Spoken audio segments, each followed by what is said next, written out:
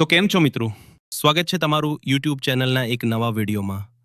તો વિદ્યા સહાયક ભરતી 2024 એમાં કટ ઓફ ભાઈ કેટલું રહેશે ટેટુનું કટ ઓફ?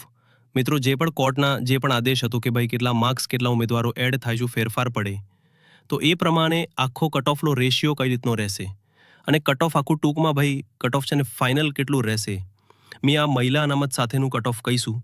પરંતુ આ વિડીયોમાં આપણે ગણિત વિજ્ઞાન વિશે શરૂઆત કરીશું અને ગણિત વિજ્ઞાન વિશેની વાત કરીએ તો મિત્રો એમાં જગ્યા કેટલી છે, કઈ કેટેગરી છે, જગ્યા પ્રમાણે કેટલા ઓપનમાં જાય એટલે જનરલમાં કેટલા જાય, કેટેગરીમાં કેટલા ઉમેદવારો છે, કેટલા કેટેગરીવાળા જેટલા પણ ઉમેદવારો છે કુલ કેટલા ઉમેદવારો થઈ શકે એના પછી કટ ઓફ ફાઇનલ કેટલું રહે અને જનરલ રેન્ક પ્રમાણે તમારું નામ ક્યાં સુધી તો પણ તમારું સિલેક્શન થાય તે બધી વાત આ વિડીયોમાં કરીશું. ઓપન કેટેગરીની વાત કરીએ તો કટ ઓફ છે મિત્રો 76 મિત્રો રહેવાનું છે. કેટલું 76?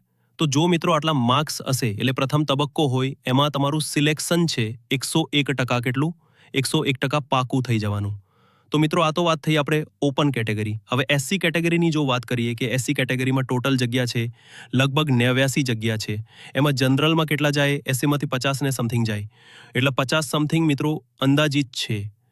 મિત્રો કટ ઓફ 73ની આજુબાજુ રહેવાનું છે. એસટી કેટેગરીની વાત કરીએ આપણે પહેલા તો હું તમને ટોટલ જગ્યા જણાવું. ટોટલ જગ્યાઓ છે 464 જગ્યાઓ. કેટલી? એના પછી મિત્રો એસસીબીસી કેટેગરીની વાત કરીએ.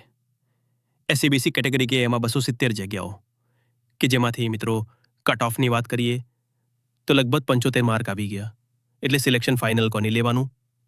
એના પછી આગળ વાત કરીએ ઈડબ્લ્યુએસ કેટેગરી 75 માર્ક હશે એટલે એનું સિલેક્શન છે અને ફાઇનલ સમજીને ચાલવાનું કારણ કે ભાઈ એટલા માર્ક તો ઇનફ છે. તો આ હતો આજનો વિડીયો. હવે મિત્રો ચેનલમાં નવા હોય તો લાઇક શેર અને સબસ્ક્રાઇબ કરવાનું ભૂલતા નહીં. ફરી મળીશું નેક્સ્ટ વિડીયોની અંદર. જય હિન્દ, જય ભારત.